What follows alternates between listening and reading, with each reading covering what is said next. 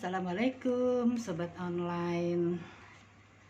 Sekalian lagi sibuk hari ini ya. Ini pagi hari tanggal 3 November 2022, hari Kamis jam 9 pagi waktu Palangkaraya. Nah, jadi Mami itu tinggal di Palangkaraya, tinggal di Kalimantan itu ya, di Kalimantan Tengah tepatnya tuh udah 10 tahunan.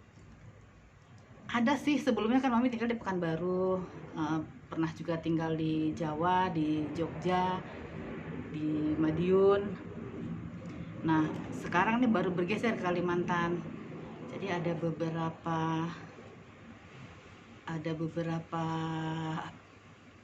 tradisi yang mungkin agak berbeda ya dengan kebiasaan Mami sebelumnya waktu ada di Sumatera atau di Jawa. Nah, sekarang di Kalimantan. Jadi Mami tuh mau membahas masalah perbedaan itulah yang istilah kerennya tuh shock culture ya. Kayak orang-orang di luar negeri kalau pindah ke tempat yang baru itu kan ada shock culture-nya. Nah, ini shock culture selama tinggal di Kalimantan Tengah. Yang pertama,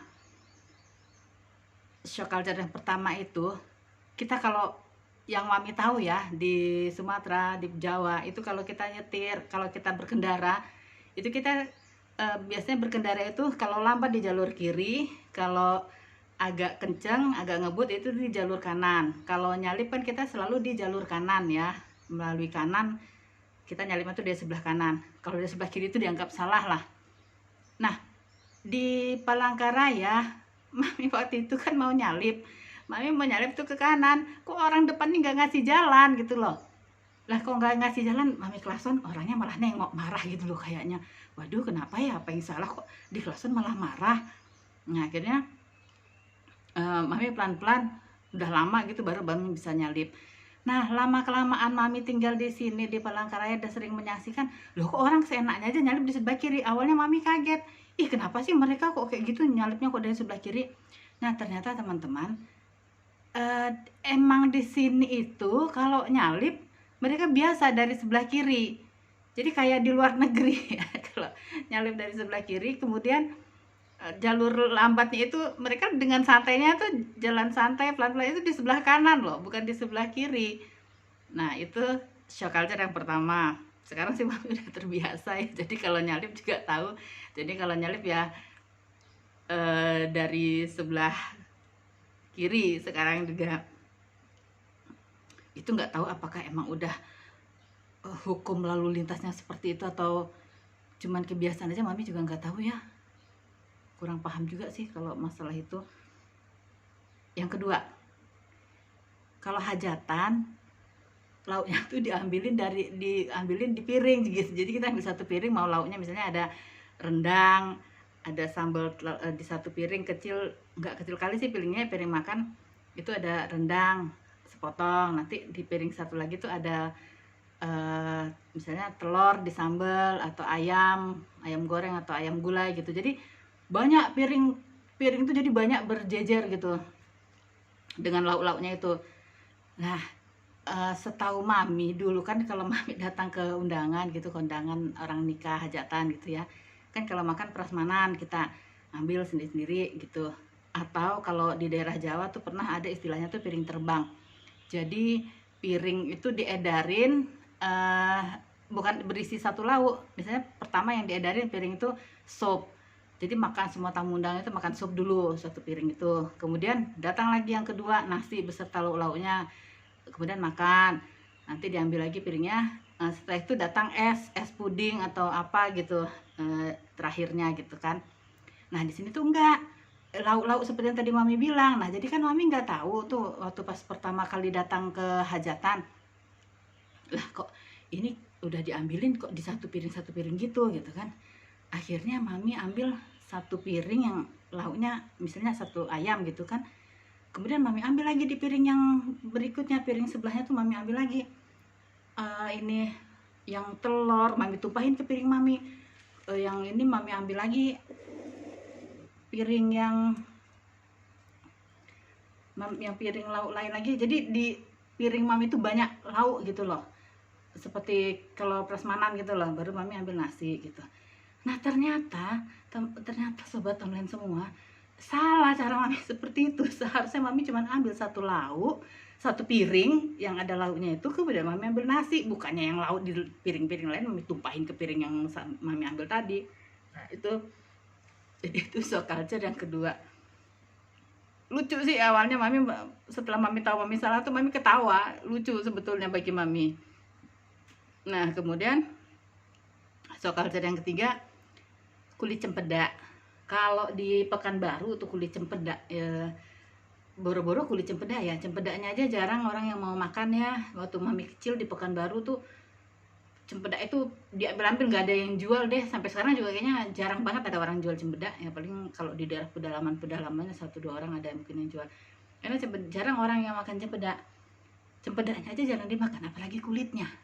Nah waktu di sini mami tinggal di kebun waktu itu, kebetulan yang bantu mami di kebun itu orang Dayak ya, orang Dayak asli. Nah dia mami beli cempedak, makan cempedaknya, kemudian kulit itu mami suruh buang. Mbak tolong buang itu kulit cempedaknya, mami bilang gitu. Lah sama dia malah diambil di ini. Bu boleh nggak aku minta? Untuk apa? Mami tanya. Untuk dimasak apa? Di sayur, diapain? Hah di sayur gimana? Mami bilang. Iya bu, buat dimasak juga, buat cemilan. Lah ya udah bawa aja mbak. Itu mami masih berpikir itu, gimana sih kok kulit cempedak dimasak, dimakan gitu ya. Tapi lama-lama mami ada teman-teman mami yang orang situ, yang orang Dayak, orang penduduk asli di sinilah di Kalimantan. Mereka juga ngasih ke mami, ngasih sore-sore gitu, ngasih cemilan. Ini apaan? Kulit cempedak bu, mandai. Iya mandai ya mereka bilang. Iya mandai, istilahnya itu mandai. Digoreng. Ternyata enak. Awalnya tuh mami mikir, apaan kulit cempedak dimasak, dimakan. Pas mami makan enak. Itu baru satu digoreng kulit cempedak.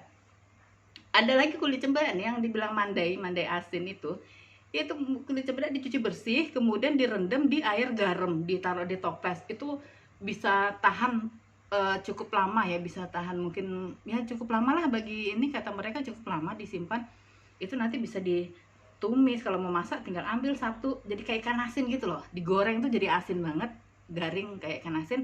Atau dipotong kecil-kecil, kemudian ditumis, dioseng pakai cabai sama bawang goreng itu, dikasih sedikit kecap. Enak sih, bener enak. Itu yang ketiga ya, tadi shock culture mami yang ketiga. Yang keempat, labu kuning. Nah labu kuning itu kalau di Sumatera yang mami tahu tuh, kalau nggak dibikin lepet, dikolak ya, atau dibikin kue gitulah, bolu atau apa gitu ya. Nah di sini labu kuning itu di paman sayur yang penjual sayur keliling itu jual labu kuning tuh seiris-iris gitu loh, seiris-seiris gitu. Lah mami tanya, heran kok beli ini. Nah mami pernah mau beli, mau pingin bikin kolak kan, mami beli, paman ini udah aku beli semua. Jangan semua bu, nanti kasihan yang lain gak kebagian. Lah orang tinggal segini aja. Iya kan, kalau orang ini beli kan emang 2.000, 4.000 gitu loh. Jadi seiris, bener-bener seiris. Mami kira tuh untuk apa? Ternyata untuk di sayur. Jadi labu kuning itu untuk di sayur bening sama bayam. Nah itu, atau di santan, di santan kayak santan putih, sayur santan putih gitu deh, campur keladi gitu. Dan enak sih. Jadi sesuatu yang baru itu nggak selalu tidak bagus ya, enak loh. Kemudian shock culture yang kelima, waktunya itu di Palangkaraya ini kan WIB juga. Nah keluarga mami kan masih ada yang di Pekanbaru, ada yang di Jawa. Jadi kita kalau bulan Ramadan gitu, kalau pas puasa itu kan suka sahur, suka bangunin sahur gitu. Nah mami walaupun sama-sama WIB, mami itu belum nyadar waktu itu ya, kalau ternyata meskipun sama-sama WIB tapi selisih waktunya itu hampir 1 jam perbedaan waktu sholatnya. Jadi mami jam 2 tuh mami udah sibuk bangunin, karena di sini jam 3 sudah mulai sahur ya, jam 3:15 sudah azan waktu itu. Mami udah jam 2 udah bangun sahur tuh. Jadi keluarga mami yang di grup keluarga itu, grup WA keluarga, pada marah-marah, ngapain sih berisik nih malam-malam masih tidur. Waduh kok masih tidur, Rupanya ya itu karena perbedaan waktunya. Jadi ketika mami mengucapkan selamat berbuka puasa, mereka di sana tuh sudah kritis-kritisnya nahan lapar dan haus. Nah, mami di sini sudah buka. Nah, itu seculture yang kelima. Yang keenam, masalah makanan lagi ya ini sobat ya, karena yang paling banyak menurut mami aneh itu masalah makanannya. Itu umbut umbut kelapa atau umbut sawit. Umbut itu tuh ujungnya pohon kelapa gitu ya, atau pohon sawit. Nah, ujungnya itu mami selama tinggal di Sumatera, tinggal di Jawa nggak pernah makan itu. Nah, sampai di sini mami kira itu apa ya, kayak rebung gitu kan. Pertamanya mami makan di gulai encer gitu sama mereka.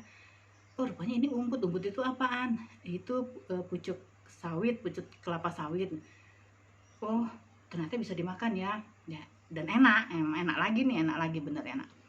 Nah, itu kemudian mami di kantor mami kebetulan ada pohon sawit udah besar gitu kan, karena nggak dipakai kan ini, jadi mami suruh eh, anak-anak di kantor nebang gitu. Mami suruh ditebang aja daripada menyemak aja nih, di sini banyak pohon sawit. Pada saat nebangin itu, jadi ada sekretaris mami tuh bilang, ini enak loh bu dimakan. Apaan mas, entah gitu. Ih, kalau dimasaknya tahu saya tahu. Mami bilang, enggak bu, ini dimakan gitu aja enak. Beneran nih nggak racun, beneran. Dimakan, mami rasain, ternyata enak sobat. Kayak bengkuang rasanya mentah itu. Sawit, apa sih namanya, umbut sawit ya. Kayak pucuk pohon sawit yang mudanya itu. Persis kayak bengkuang gitu, segar. Nah, ternyata enak. Sebelumnya nggak tahu, sejak tinggal di sini jadi tahu. Kemudian ada lagi bukan shock culture sih, lebih kepada tips. Kalau kita habis motong nangka, ngupas nangka atau apa yang bergetah-getah gitu tuh kan, pisau suka bergetah, kita sebel kan ya. Ini nyucinya aja sampai susah gitu berkali-kali.